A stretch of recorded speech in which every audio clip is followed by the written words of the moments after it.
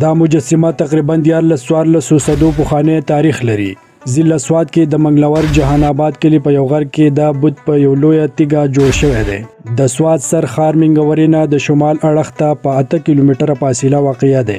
دا بت مجسمه په دې علاقه کې د افغانستان نورستو په لوی تیګه باندې په 2م نمبر لوی مجسمه جوړه کړې شوې ده.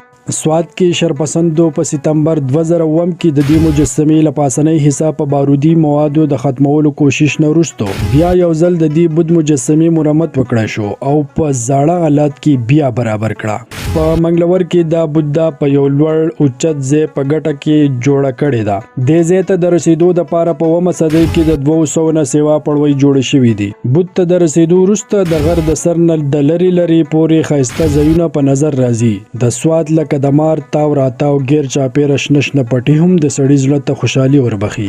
د دې بت د لیدو دپاره د لرې ځایونو نه خلک راځي، لیده کاته کوي او واپس روانېږي. د دې مجسمې لپاسه یو غټ کمره یعنی هال هم جوړ شوی دی چې پکې د بت مت پیروکار به پکې مراقبه کوله. اوس پکې په نظر نه راځي.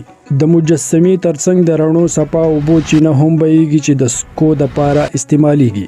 غیر چاپیره شنه پټي، دنګ لوړ غرونه او د غرونو په لمنو کې پاخه او کچا سړکونه جوړ شوي دي. ځایي خلکو د یو تپوس په جواب کې وایي صاحب سوات چراغ ته په وینا کې وویل چې دلته خواوشا ډېرې ودانۍ دي چې هغې ته د سړک د جوړولو ضرورت دی چې له وجې خلکو ته یو شمېر ستونزې ولاړې دي. د دې ستونزو او خنډانو ختمولو دپاره موږ خلکو ځایي چارواکو ته بار ویناګانې کړي دي، خو هغوی پې اړوشان نه ده ګرولې. ظهور اتل، وایس آف سوات چراغ.